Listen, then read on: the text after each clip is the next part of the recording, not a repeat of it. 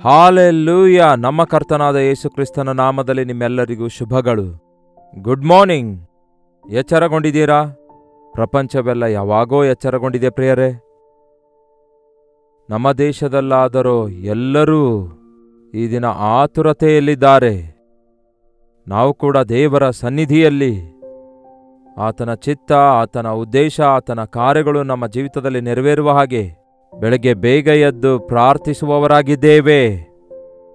ದೇವರ ವಾಕ್ಯವನ್ನು ಧ್ಯಾನಿಸುವುದಕ್ಕಾಗಿ ಬದ್ಧರಾಗಿದ್ದೇವೆ. ಬನ್ನಿ ಹಾಗಾದರೆ ದೇವರ ವಾಕ್ಯ ಧ್ಯಾನಿಸೋಣ. ಪರಿಶುದ್ಧ ದೇವರೇ, ನಿಮಗೆ ವಂದನೆಗಳು. ನಿಮ್ಮ ಮಾತುಗಳು ನಮ್ಮನ್ನು ಬದುಕಿಸುತ್ತವೆ. ನಿಮ್ಮ ಮಾತುಗಳೇ ನಮ್ಮನ್ನು ನಡೆಸುತ್ತವೆ. ನಿಮ್ಮ ಮಾತುಗಳು ನಮ್ಮನ್ನು ಬಲಪಡಿಸುತ್ತವೆ. ನಿಮ್ಮ ಮಾತುಗಳು ನಮಗೆ ಜ್ಞಾನೋದಯವನ್ನುಂಟು ಮಾಡುತ್ತವೆ. ನಿಮ್ಮ ಮಾತುಗಳೇ ನಮ್ಮನ್ನು ಪರಿಶುದ್ಧಗೊಳಿಸುತ್ತವೆ ಎಂದು ನಂಬಲು ಸಹಾಯ ಮಾಡಿರಿ. ಅದಕ್ಕೆ ಪ್ರತಿದಿನ ನಿಮ್ಮ ವಾಕ್ಯ ಧ್ಯಾನಿಸುತ್ತಿರುವಾಗ ನಮ್ಮ ಜೀವಿತದಲ್ಲಿ, ನಮ್ಮ ಕುಟುಂಬಗಳಲ್ಲಿ, ನಮ್ಮ ದೇಶದಲ್ಲಿ, ಈ ಲೋಕದಲ್ಲಿ ನಿಮ್ಮ ಕಾರ್ಯಗಳನ್ನು ಗಮನಿಸಲು, ನಿಮ್ಮ ಸನ್ನಿಧಿಯಲ್ಲಿ ಪ್ರಾರ್ಥಿಸಲು ನಮಗೆ ಸಹಾಯ ಮಾಡಿರೆಂದು ಕ್ರಿಸ್ತನ ನಾಮದಲ್ಲಿ ಬೇಡುತ್ತೇನೆ ತಂದೆಯೇ, ಆಮೇನ್. ದೇವರಿಗೆ ಸ್ತೋತ್ರ.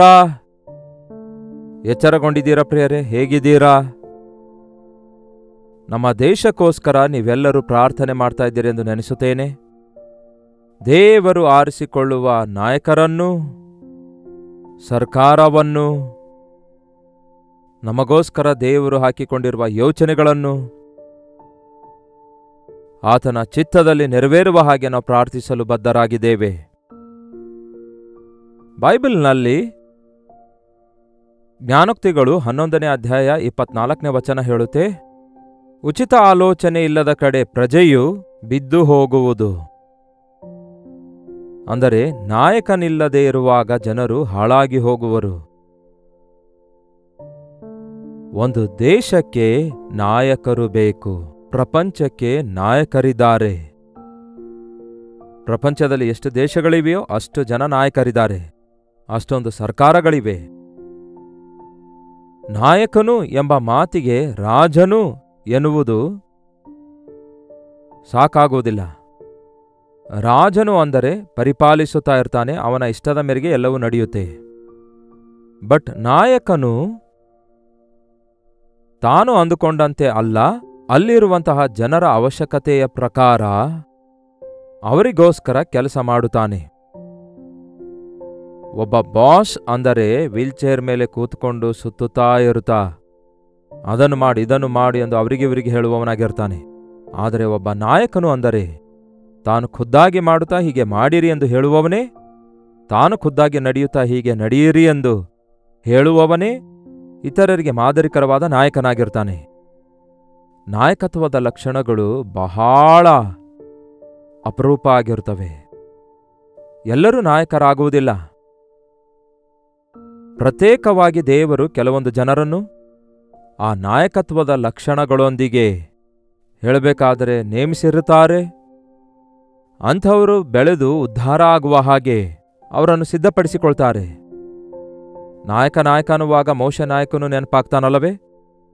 ಮೋಶೆ ಚಿಕ್ಕಂದಿನಲ್ಲಿ ಸಕಲ ವಿದ್ಯೆ ಪ್ರವೀಣನು, ರಾಜಕುಮಾರನಂತೆ ಬೆಳೆದವನಾಗಿದ್ದ. ರಾಜನಾಗಿ ಬೆಳೆದವನಿಗೆ ಬಡವರ ಕಷ್ಟ, ಸಾಮಾನ್ಯರ ಕಷ್ಟ ಏನು ಗೊತ್ತಾಗುತ್ತೆ?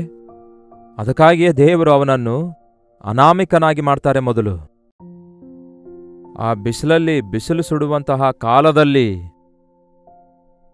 ಒಣಗುವುದನ್ನು ಕಲಿಯುತ್ತಾನೆ, ಕಷ್ಟ ಸುಖ ಕಲಿಯುತ್ತಾನೆ, ತ್ಯಾಗ ಕಲಿಯುತ್ತಾನೆ, ಬಾಧೆ ಅನುಭವಿಸುವುದನ್ನು ಕಲಿಯುತ್ತಾನೆ.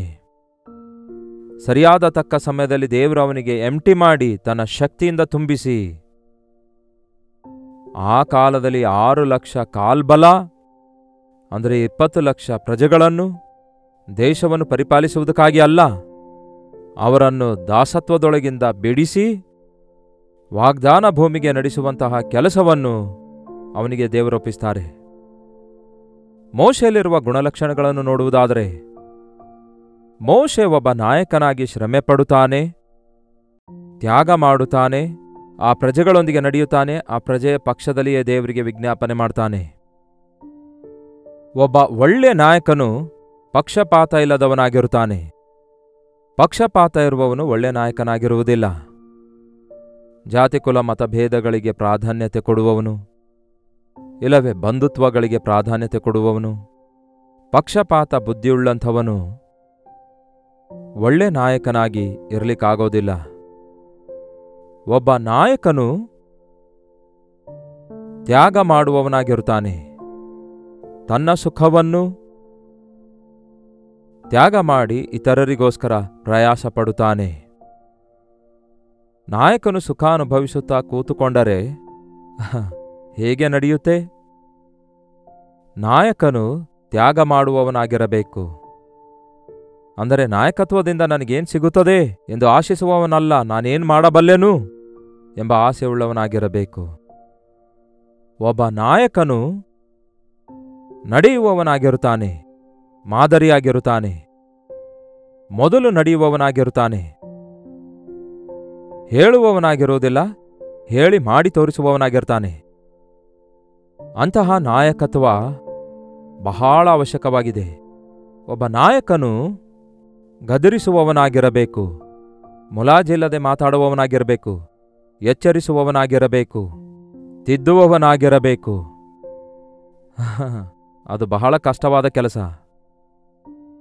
ನಾವು ಅಂದುಕೊಳ್ತೇವೆ, ಇತರರನ್ನು ಗದರಿಸುತ್ತಿರುವಾಗ, ಇತರರನ್ನು ಎಚ್ಚರಿಸುತ್ತಿರುವಾಗ ಬೇರೆಯವರು ಬಾಧೆ ಪಡ್ತಾರೆಂದು. ಹಾಗಲ್ಲ. ಗದರಿಸುವವರ ಹೃದಯದೊಳಗೆ ಎಷ್ಟು ಬಾಧೆ ಇರುತ್ತೆ ಎಂದು ಅದು ಆ ನಾಯಕರಿಗೆ ಅರ್ಥವಾಗುತ್ತೆ. ಒಬ್ಬನನ್ನು ಒಳ್ಳೆ ದಾರಿಗೆ ತರಬೇಕೆಂದು ಪ್ರಯತ್ನಿಸ್ತಾನೆ. ಯಾರನ್ನು ತಳ್ಳಿ ಹಾಕುವುದಿಲ್ಲ, ಯಾರನ್ನು ತಿರಸ್ಕರಿಸುವುದಿಲ್ಲ, ಯಾರನ್ನು ಕೀಳಾಗಿ ನೋಡುವುದಿಲ್ಲ, ಯಾರನ್ನು ನಿರ್ಲಕ್ಷ್ಯ ಮಾಡುವುದಿಲ್ಲ. ಒಬ್ಬ ನಾಯಕನು ಜ್ಞಾನವುಳ್ಳವನಾಗಿರುತ್ತಾನೆ. ಜ್ಞಾನ ಇಲ್ಲದಿದ್ದರೆ ಪ್ರಿಯರೇ, ಎಷ್ಟಿದ್ರೂ ಕೂಡ ಏನಿರದಿದ್ರೂ ಕೂಡ ದರಿದ್ರತೆಯೇ ಇರುತ್ತೆ. ಜ್ಞಾನ ಅನ್ನುವಾಗ ಯುಕ್ತಿ ಕುಯುಕ್ತಿಗಳಲ್ಲ, ತಂತ್ರ ಮಂತ್ರಗಳಲ್ಲ, ಮೋಸಗಳಲ್ಲ, ದೈವ ಜ್ಞಾನ ಇರಬೇಕು. ಫರೋಹನಿಗೆ ಕನಸು ಬೀಳುತ್ತೆ. ಆ ಕನಸಿನಲ್ಲಿ 7 ಬಲಿಷ್ಠ ಹಸುಗಳು ಕಾಣಿಸಿಕೊಳ್ತವೆ. ಆನಂತರ 7 ಬಹಳ ಬತ್ತಿ ಹೋಗಿರುವ ಹಸುಗಳು ಕಾಣಿಸಿಕೊಳ್ತವೆ. ಬಹಳ ಬತ್ತಿ ಹೋದ ಹಸುಗಳು ಆ ಬಲಿಷ್ಠ ಹಸುಗಳನ್ನು ನುಂಗಿಬಿಡ್ತವೆ. ಆದರೂ ಇನ್ನು ಬತ್ತಿ ಹೋದಂತೆಯೇ ಇರ್ತವೆ. ಏನಿದು ನನಗೆ ಅರ್ಥ ಆಗ್ತಿಲ್ವಲ್ಲ ಅಂದಾಗ ಯೋಸೇಫನನ್ನು ಕರೆಸಿದ್ರೆ, ಆಗ ಯೋಸೇಫನು ಹೇಳ್ತಾನೆ, 7 ವರ್ಷ ಸಮೃದ್ಧಿಯಾಗಿ ಬೆಳೆ ಬೆಳೆಯುತ್ತೆ, 7 ವರ್ಷ ಭಯಂಕರವಾದ ಬರಗಾಲ ಬರುತ್ತೆ ಎಂದು ಹೇಳ್ತಾನೆ. ಓಹೋ, 7 ವರ್ಷ ಚೆನ್ನಾಗಿರ್ತೇವಲ್ಲವೇ ಅಂದುಕೊಳ್ಳಲಿಲ್ಲ. ಹಾಗಾದರೆ ಇದಕ್ಕೇನು ಮಾಡಬೇಕು ಅಂದಾಗ ಒಂದು ಜ್ಞಾನಾಲೋಚನೆ ಕೊಡ್ತಾನೆ. ಸಮೃದ್ಧಿಯಾಗಿರುವಾಗ ಭದ್ರಪಡಿಸಿ, ಕೊರತೆ ಇದ್ದಾಗ ಅವುಗಳನ್ನು ಹಂಚಿಕೊಡಬೇಕು. ಅದು ಜ್ಞಾನ ಅಂದ್ರೆ. ಭವಿಷ್ಯದ ಕುರಿತು ಆಲೋಚಿಸುವಂಥದ್ದು, ಒಂದು ಪ್ರಣಾಳಿಕೆ ಉಳ್ಳವರಾಗಿರುವಂಥದ್ದು, ಹೇಗೆ ತನಗಿರುವುದನ್ನು ಬಂಡವಾಳ ಹಾಕಬೇಕೆಂಬುದು ಜ್ಞಾನ. ಖರ್ಚು ಮಾಡೋದು ಸುಲಭವೇ, ಇನ್ವೆಸ್ಟ್ ಮಾಡುವುದನ್ನು ಕಲಿಯುವುದೇ ಜ್ಞಾನ. ದೇಶಗಳು ಇನ್ವೆಸ್ಟ್ ಮಾಡುವಾಗ ಅಭಿವೃದ್ಧಿಗೆ ಬರ್ತವೆ. ದೇಶದಲ್ಲಿ ಆದಾಯವೆಷ್ಟು, ಖರ್ಚೆಷ್ಟು ಎಂದು ಆಲೋಚಿಸಿ, ಬಡವರೆಷ್ಟು ಜನ, ಐಶ್ವರ್ಯವಂತರೆಷ್ಟು ಜನ, ಯಾರಿಗೆ ಯಾವುದು ಅವಶ್ಯಕವಾಗಿದೆ ಅಷ್ಟೇ ಅಲ್ಲವ. ಸರ್ಕಾರ ಅಂದರೆ ಏನು ಮಾಡಬೇಕು? ಐಶ್ವರ್ಯವಂತರಿಂದ ಟ್ಯಾಕ್ಸ್ ರೂಪದಲ್ಲಿ ಹಣವನ್ನು ಒಟ್ಟುಗೂಡಿಸಿ ಅದನ್ನು ದೇಶದ ಅವಶ್ಯಕತೆಗಳಿಗೋಸ್ಕರ, ಬಡವರ ಅವಶ್ಯಕತೆಗಳಿಗೋಸ್ಕರ ಖರ್ಚು ಮಾಡಬೇಕು. ಎಲ್ಲರೂ ಸಮಭಾವದಿಂದ ಇರುವ ಹಾಗೆ. ಎಲ್ಲರಿಗೂ ಅವಶ್ಯಕವಾಗಿರುವ ಗಾಳಿ, ನೀರು, ಆಹಾರ, ರೋಡ್ಗಳು ಇವೆಲ್ಲ ಇರ್ತಾವಲ್ಲವೇ? ಇವೆಲ್ಲವೂ ಚೆನ್ನಾಗಿ ಪರಿಪಾಲಿಸುವ ದೇಶದಲ್ಲಿ ಬಹಳ ಚೆನ್ನಾಗಿರುತ್ತವೆ. ನಾಯಕರು ಸರಿಯಾಗಿರುವಾಗ ದೇಶ ಅಭಿವೃದ್ಧಿ ಹೊಂದುತ್ತದೆ. ನಾಯಕನು ನೀತಿ ನ್ಯಾಯವುಳ್ಳವರಾಗಿರುವಾಗ ವಾಕ್ಯ ಹೇಳ್ತದೆ ಘನತೆ ಉಂಟಾಗ್ತದೆಂದು. ಧರ್ಮಶಾಸ್ತ್ರ ದೈವೋಕ್ತಿಯನ್ನು ಅನುಸರಿಸಿ, ದೇವರ ಧರ್ಮಶಾಸ್ತ್ರವನ್ನು ಅನುಸರಿಸಿ ನಡೆಯುವಾಗ ಆ ದೇಶದಲ್ಲಿ ಅಭಿವೃದ್ಧಿ ಇರುತ್ತದೆ. ಪ್ರತಿ ನಾಯಕನು ದೇವರಿಂದ ಅಭಿಷೇಕಿಸಲ್ಪಟ್ಟವನಾಗಿರಬೇಕು, ದೇವರ ಜ್ಞಾನವುಳ್ಳವನಾಗಿರಬೇಕು. ನಾಯಕನು ಪ್ರೀತಿಯುಳ್ಳವನಾಗಿರಬೇಕು, ನಾಯಕನು ದಯ ತೋರಿಸುವವನಾಗಿರಬೇಕು, ನಾಯಕನು ಸಹಿಸಿಕೊಳ್ಳುವವನಾಗಿರಬೇಕು. ನಾಯಕರು ನಾಯಕತ್ವ ಸ್ಥಾನ ಸ್ವೀಕರಿಸಿದಾಗ ಹೂವಿನ ಹಾರಗಳಿಗಿಂತಲೂ ಕಲ್ಲಿನ ಸುರಿಮಳೆಯೇ ಜಾಸ್ತಿ ಆಗ್ತಿದೆ, ಹೌದಲ್ಲವೇ? ಎಷ್ಟೋ ಸಾರಿ ಎಷ್ಟೋ ವಿಮರ್ಶೆಗಳಿಗೆ, ಎಷ್ಟೋ ಹೀಯಾಳಿಸುವಿಕೆಗೆ, ಎಷ್ಟೋ ಅವಮಾನಕ್ಕೂ ಕೂಡ ನಾಯಕರು ಗುರಿಯಾಗ್ತಾರೆ. ಕೆಲವೊಂದು ನಿಜ ಆಗಿರ್ಬೋದು, ಕೆಲವೊಂದು ಫೇಕ್ ಆಗಿರ್ಬೋದು, ವಾಟ್ ಎವರ್ ಇಟ್ ಈಸ್, ಅವುಗಳನ್ನು ತಾಳಿಕೊಳ್ಳುವಂತಹ ಮನೋಧೈರ್ಯವುಳ್ಳವನಾಗಿರಬೇಕು. ನಾಯಕನು ಮುಂದಕ್ಕೆ ಸಾಗಬೇಕೇ ಹೊರತು ಹಿಂದಕ್ಕೆ ತಿರುಗಬಾರದು. ನಾನು ಹೇಳುವ ನಾಯಕತ್ವ ಕೇವಲ ದೇಶದ ನಾಯಕರಿಗಷ್ಟೇ ಅಲ್ಲ. ಒಂದು ಮನೆಗೆ ನಾಯಕನಾಗಿ ತಂದೆ ಇದ್ದಾನೆ. ತಂದೆ ಒಬ್ಬ ನಾಯಕನಾಗಿ ಇಂತಹ ಗುಣಲಕ್ಷಣ ಹೊಂದಿಕೊಳ್ಳಿರುವಾಗ ಕುಟುಂಬ ಅಭಿವೃದ್ಧಿ ಹೊಂದುತ್ತದೆ. ಒಂದು ಸಭೆಯ ಸಭಾಪಾಲಕನಿದ್ದಾನೆ. ಸಭೆಯಲ್ಲಿ ನಾಯಕರಿದ್ದಾರೆ. ಕ್ರೈಸ್ತಿಯ ಸಭೆಯೊಳಗಡೆ ಒಳ್ಳೆ ನಾಯಕರಿರುವುದಾದರೆ ಆ ಸಭೆ ಅಭಿವೃದ್ಧಿ ಹೊಂದುತ್ತದೆ. ಆ ಸಭೆಯಲ್ಲಿ ಶಾಂತಿ ಸಮಾಧಾನ ಇರುತ್ತವೆ. ಅಂತಹ ಸಭೆಯಲ್ಲಿ ಆಶೀರ್ವಾದಗಳಿರುತ್ತವೆ. ಅದೇ ರೀತಿ ಒಂದು ದೇಶದಲ್ಲಿ ನಾಯಕತ್ವ ಸರಿಯಾಗಿರುವಾಗ ಅಲ್ಲಿ ಶಾಂತಿ ಸಮಾಧಾನ ಚೆನ್ನಾಗಿರುತ್ತವೆ. ಪ್ರೀತಿ ಅಭಿಮಾನಗಳಿರುತ್ತವೆ. ಆದರಣೆ, ದಿವ್ಯದಾನ, ಸಮೃದ್ಧಿ, ಅಭಿವೃದ್ಧಿ ಇರುತ್ತವೆ. ನಮ್ಮ ದೇಶಕ್ಕೋಸ್ಕರ ಪ್ರಾರ್ಥಿಸೋಣ. ಅದ್ಭುತವಾದ ದೇಶವಾಗಿದೆ ಪ್ರಿಯರೇ ನಮ್ಮ ಭಾರತ ದೇಶ. ಎಷ್ಟೋ ವಿವಿಧತೆ ಇದೆ ನಮ್ಮ ದೇಶದಲ್ಲಿ. ಎಷ್ಟೋ ಜನಸಂಖ್ಯೆಯುಳ್ಳ ದೇಶ. ಪ್ರತಿಯೊಬ್ಬರೂ ಸರಿಯಾದ ರೀತಿಯಲ್ಲಿ ನಡೆಸಲ್ಪಡುವುದಾದರೆ, ಕಲಿಸಲ್ಪಡುವುದಾದರೆ, ಉಪಯೋಗಿಸಲ್ಪಡುವುದಾದರೆ ದೇಶವು ಉನ್ನತವಾದ ದೇಶವಾಗಿರುವುದಕ್ಕಾಗಿ ಅವಕಾಶಗಳಿರುತ್ತವೆ. ಅದಕ್ಕಾಗಿಯೇ ಯಾವತ್ತೇ ಆಗಲಿ ದೇವರು ಆರಿಸಿಕೊಂಡಂಥವರು ಈ ದೇಶಕ್ಕೆ ನಾಯಕರಾಗಿ ಬರಬೇಕೆಂದು, ದೇವರು ಆರಿಸಿಕೊಂಡಂತಹ ನಾಯಕತ್ವವು ಪಡೆದುಕೊಂಡಂಥವರು ದೈವ ಜ್ಞಾನದಿಂದ ತುಂಬಲ್ಪಟ್ಟವರಾಗಿ, ದೇವರ ಶಕ್ತಿಯಿಂದ ತುಂಬಲ್ಪಟ್ಟು, ನೀತಿ ನ್ಯಾಯವುಳ್ಳವರಾಗಿ, ದೈವ ಭಕ್ತಿಯುಳ್ಳವರಾಗಿ ದೇಶ ಪರಿಪಾಲಿಸುವ ಹಾಗೆ, ಈ ನಮ್ಮ ದೇಶ ಪರಿಪಾಲಿಸುವ ಹಾಗೆ ಟಾಪ್ ಲೀಡರ್ಶಿಪ್ನಿಂದ ಲೋಕಲ್ ಲೀಡರ್ಶಿಪ್ವರೆಗೂ ಪ್ರತಿ ನಾಯಕನು ಐಕ್ಯತೆಯಿಂದ, ಪ್ರೀತಿಯಿಂದ, ಒಂದು ಗುರಿಯೊಂದಿಗೆ ದೇಶವನ್ನು ಮುಂದಕ್ಕೆ ನಡೆಸುವ ಹಾಗೆ ದೇವರ ಮಕ್ಕಳಾದ ನಾವು ಪ್ರಾರ್ಥಿಸಲು ಬದ್ಧರಾಗಿದ್ದೇವೆ. ನಾವು ಹೋಗಿ ದೇಶಕ್ಕೆ ನಾಯಕರಾಗಿರುವ ಅವಶ್ಯಕತೆ ಇಲ್ಲ. ಆದರೆ ದೇಶದ ನಾಯಕರಿಗೋಸ್ಕರ, ಅಧಿಕಾರಿಗಳಿಗೋಸ್ಕರ, ರಾಜರುಗಳಿಗೋಸ್ಕರ, ಪ್ರಜೆಗಳೆಲ್ಲರಿಗೋಸ್ಕರ ಪ್ರಾರ್ಥಿಸಬೇಕು ಎಂಬುದಾಗಿ ವಾಕ್ಯ ಹೇಳ್ತದೆ. ನಾವು ಹಿರಿಯರಿಗೋಸ್ಕರ, ದೇಶದ ನಾಯಕರಿಗೋಸ್ಕರ, ಅಧಿಕಾರಿಗಳಿಗೋಸ್ಕರ, ನಮ್ಮ ದೇಶದ ಪ್ರತಿನಿಧಿಗಳಿಗೋಸ್ಕರ, ನಮ್ಮ ಪ್ರೈಮ್ ಮಿನಿಸ್ಟರ್ ಅವರಿಗೋಸ್ಕರ, ಈಗ ನಮ್ಮ ದೇಶದ ಪ್ರೈಮ್ ಮಿನಿಸ್ಟರ್ ಜೊತೆಗೆ ನಾಯಕರಾಗಿರುವ ಎಲ್ಲರಿಗೋಸ್ಕರ, ಅವರ ಪ್ರತಿಯೊಂದು ಜವಾಬ್ದಾರಿಕೆಗಳಿಗೋಸ್ಕರ ಪ್ರಾರ್ಥಿಸಬದ್ಧರಾಗಿದ್ದೇವೆ.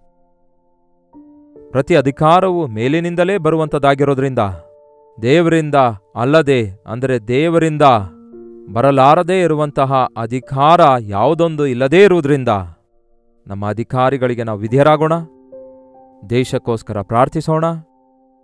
ವಿಶ್ವಾಸಿಗಳಾಗಿ ನಮ್ಮ ಕುಟುಂಬಗಳನ್ನು ಕಟ್ಟಿಕೊಳ್ಳಲು ಒಳ್ಳೆ ತಂದೆಯಾಗಿ, ಒಳ್ಳೆ ತಾಯಿಯಾಗಿ, ಒಳ್ಳೆ ಅಣ್ಣನಾಗಿ, ಒಳ್ಳೆ ಅಕ್ಕಳಾಗಿ, ಒಳ್ಳೆ ಸೇವಕನಾಗಿ, ಪಾಸ್ಟರ್ ಆಗಿ, ಸಭಾಪಾಲಕನಾಗಿ ದೇವರ ಕೃಪೆಯಲ್ಲಿ ನಾವು ಭದ್ರಪಡಿಸಲ್ಪಡೋಣ. ನಾಯಕನು ಯಾವಾಗಲೂ ಮುಂದಕ್ಕೆ ಸಾಗಬೇಕೇ ಹೊರತು ಹಿಂಜರಿಯಬಾರದು. ನಾಯಕನು ಧೈರ್ಯವಂತನಾಗಿರಬೇಕು. ಸಾಹಸ ಯುಕ್ತವಾದ ಕಾರ್ಯಗಳಿಗಾಗಿ ಕೈ ಹಾಕಬೇಕು. ಇನ್ನು ಸಾಕು ಎನ್ನಬಾರದು. ದೇವರ ಜ್ಞಾನದಿಂದ ತುಂಬಲ್ಪಟ್ಟಾಗ ಅಭಿವೃದ್ಧಿ ಉಂಟಾಗುತ್ತದೆ. ಉನ್ನತವಾದಂತಹ ದಶಕ್ಕೆ ನಾವು ಸಾಗುವವರಾಗಿರ್ತೇವೆ. ವೈಯಕ್ತಿಕವಾಗಿ, ಕುಟುಂಬ ಪರವಾಗಿ, ಸಭೆಯಾಗಿ, ದೇಶಕ್ಕೋಸ್ಕರ, ಪ್ರಪಂಚ ಪರಿಸ್ಥಿತಿಗಳಿಗೋಸ್ಕರ ಕೂಡ ನಾವು ಪ್ರಾರ್ಥಿಸಬೇಕು ಪ್ರಿಯರೇ. ಪ್ರಪಂಚ ನಾಯಕರ ಮಧ್ಯದಲ್ಲಿ ಬಹಳ ಹೋರಾಟಗಳಿವೆ, ಯುದ್ಧಗಳು ನಡೆಯುತ್ತಿವೆ, ಸಮಸ್ಯೆಗಳು ಬಹಳ ಹೆಚ್ಚಾಗ್ತಿವೆ. ಪ್ರತಿ ದೇಶಕ್ಕೋಸ್ಕರ, ಪ್ರತಿ ದೇಶದ ನಾಯಕರಿಗೋಸ್ಕರ ಕೂಡ ನಾವು ಪ್ರಾರ್ಥಿಸೋಣ. ಅಮೆರಿಕ ದೇಶದಲ್ಲಿ ಇತ್ತೀಚೆಗೆ ಎಲೆಕ್ಷನ್ ನಡೆದುವಲ್ಲವೇ? ದೇವರು ನೇಮಿಸಿದ ನಾಯಕನನ್ನೇ, ಪ್ರಪಂಚದ ಶಾಂತಿಗೋಸ್ಕರ ಪ್ರಯತ್ನಿಸುವವರನ್ನೇ ದೇವರು ಆರಿಸಿಕೊಂಡಿದ್ದಾರಲ್ಲವೇ? ಅವರಿಗಾಗಿ ಪ್ರಾರ್ಥಿಸೋಣ. ಮುಖ್ಯವಾಗಿ ನಮ್ಮ ದೇಶದಲ್ಲಿ ಸರ್ಕಾರ ನಡೆಸುತ್ತಿರುವಂತಹ ನಮ್ಮ ದೇಶದ ನಾಯಕರೆಲ್ಲರಿಗೋಸ್ಕರ ನಾವು ಪ್ರಾರ್ಥನೆ ಮಾಡೋಣ. ಅವರಿಗಾಗಿ ದೇವರನ್ನು ಸ್ತುತಿಸೋಣ. ಅವರಿಗೋಸ್ಕರ ನಾವು ಭಾರದಿಂದ ಪ್ರಾರ್ಥಿಸೋಣ. ಚಿಕ್ಕ ಪ್ರಾರ್ಥನೆ. ಪರಿಶುದ್ಧ ದೇವರೇ, ನಿಮಗೆ ವಂದನೆಗಳು. ನಮಗೆ ಒಳ್ಳೆ ನಾಯಕನಾಗಿ, ನಮ್ಮ ಮಹಾಯಾಜಕನಾಗಿ, ನಮ್ಮ ಒಳ್ಳೆ ಕುರುಬನಾಗಿ, ನಮ್ಮನ್ನು ನಡೆಸಬಲ್ಲಂತಹ, ಎಚ್ಚರಿಸಬಲ್ಲಂತಹ, ನಮಗೆ ಮಾದರಿಯಾಗಿ ಎಲ್ಲ ವಿಷಯಗಳಲ್ಲಿ ನಮ್ಮನ್ನು ದಿನೇ ದಿನೇ ಅಭಿವೃದ್ಧಿ ಹೊಂದುವ ಹಾಗೆ ಆಶೀರ್ವದಿಸುವ ದೇವರು ನೀವಾಗಿರುವುದಕ್ಕಾಗಿ ನಿಮಗೆ ವಂದನೆಗಳು. ನಿಮ್ಮನ್ನು ಹೊಂದಿಕೊಂಡ ನಾವಿರುವ ಈ ದೇಶಕ್ಕಾಗಿ ಪ್ರಾರ್ಥಿಸಲು, ಈ ದೇಶದಲ್ಲಿ ಆರಿಸಲ್ಪಟ್ಟಂತಹ ನಾಯಕರಾಗಿರುವ ಪ್ರತಿಯೊಬ್ಬರಿಗೋಸ್ಕರ ನಿಮ್ಮ ಚಿತ್ತದಲ್ಲಿ ನಿಮ್ಮ ಜ್ಞಾನ ಅಧಿಕಾರದಿಂದ ಈ ದೇಶವನ್ನು ಪರಿಪಾಲಿಸುವ ಹಾಗೆ ನಿಮ್ಮ ಕೃಪೆಯನ್ನು ಅವರಿಗೆ ದಯಪಾಲಿಸಿರಿ. ಘನತೆಯುಳ್ಳ ದೇಶವಾಗಿ, ನೀತಿ ನ್ಯಾಯಗಳುಳ್ಳ ದೇಶವಾಗಿ, ಅಭಿವೃದ್ಧಿ, ಆಶೀರ್ವಾದಗಳನ್ನು, ಶಾಂತಿ, ಸಮಾಧಾನವನ್ನು ಹೊಂದಿದ ದೇಶವನ್ನಾಗಿ ನಮ್ಮ ಭಾರತ ದೇಶ ಅಭಿವೃದ್ಧಿಗೊಳಿಸಿರಿ ಎಂದು ಭಾರತ ದೇಶದ ನಾಗರಿಕರಾಗಿ ದೇಶಕ್ಕೋಸ್ಕರ ಮೊರೆಯಿಡಲು ಪ್ರತಿಯೊಬ್ಬರಿಗೂ ಭಾರ ಅನುಗ್ರಹಿಸಿರೆಂದು ಯೇಸು ಕ್ರಿಸ್ತನ ನಾಮದಲ್ಲಿ ಬೇಡುತ್ತೇವೆ ತಂದೆಯೇ, ಆಮೇನ್. ತಂದೆಯಾದ ದೇವರ ಪ್ರೀತಿಯೂ, ಮಗನಾಗಿರುವ ಕ್ರಿಸ್ತನ ಕೃಪೆಯೂ, ಆದರಣೆಕರ್ತನಾದ ಪವಿತ್ರಾತ್ಮನ ಸಹವಾಸವು ಕೂಡಿ ಬಂದಿರುವ ನಮ್ಮೆಲ್ಲರ ಸಂಗಡ ಇಂದಿಗೂ ಸದಾಕಾಲಕ್ಕೂ ನೆಲೆಯಾಗಿರಲಿ. ಆಮೇನ್. ದೇವರಿಗೆ ಸ್ತೋತ್ರ. ಪ್ರಾರ್ಥನೆ ಮಾಡೋಣ ನಮ್ಮ ದೇಶಕ್ಕೋಸ್ಕರ, ಪ್ರಾರ್ಥನೆ ಮಾಡೋಣ ನಮ್ಮ ಕುಟುಂಬಗಳಿಗೋಸ್ಕರ, ನಮ್ಮ ಸಭೆಗಳಿಗೋಸ್ಕರ. ನಿಮಗಾಗಿ ನಾವು ಪ್ರಾರ್ಥಿಸಬೇಕಾದ್ರೆ 8939731313 ನಂಬರ್ಗೆ, ಇಲ್ಲವಾದರೆ ಇತರ ದೇಶದಿಂದ ವೀಕ್ಷಿಸುವುದಾದರೆ ಕೊಡಲ್ಪಟ್ಟ ಇದೇ ನಂಬರ್ಗೆ ನಿಮ್ಮ ಮನವಿಯ ಒಂದು ಟೆಕ್ಸ್ಟ್ ಇಲ್ಲವೇ ವಾಯ್ಸ್ ಮೆಸೇಜ್ ಮೂಲಕ ವಾಟ್ಸಪ್ ಕಳಿಸಿಕೊಡಿ. ನಿಮ್ಮ ಪಕ್ಷದಲ್ಲಿ ನಾವು ಪ್ರಾರ್ಥಿಸ್ತಿದ್ದೇವೆ, ನೀವು ಕೂಡ ಪ್ರಾರ್ಥಿಸಿರಿ. ಪ್ರಾರ್ಥನೆ ನಾವೆಲ್ಲರೂ ಮಾಡಬೇಕು. ತಪ್ಪದೆ ನಮ್ಮ ದೇವರು ಪ್ರಾರ್ಥನೆಗಳಿಗೆ ಉತ್ತರ ಕೊಡ್ತಾರೆ. ಕರ್ತನ ಚಿತ್ತವಿರುವುದಾದರೆ ಮತ್ತೆ ನಾಳೆ ಇದೇ ಅನುದಿನದ ಧ್ಯಾನ ಎಂಬ ಕಾರ್ಯಕ್ರಮದಲ್ಲಿ ಮತ್ತೆ ಭೇಟಿಯಾಗೋಣ. ಅಲ್ಲಿವರೆಗೂ ದೇವರ ಮಹಾಕೃಪೆ ನಿಮ್ಮೆಲ್ಲರೊಂದಿಗಿರಲಿ.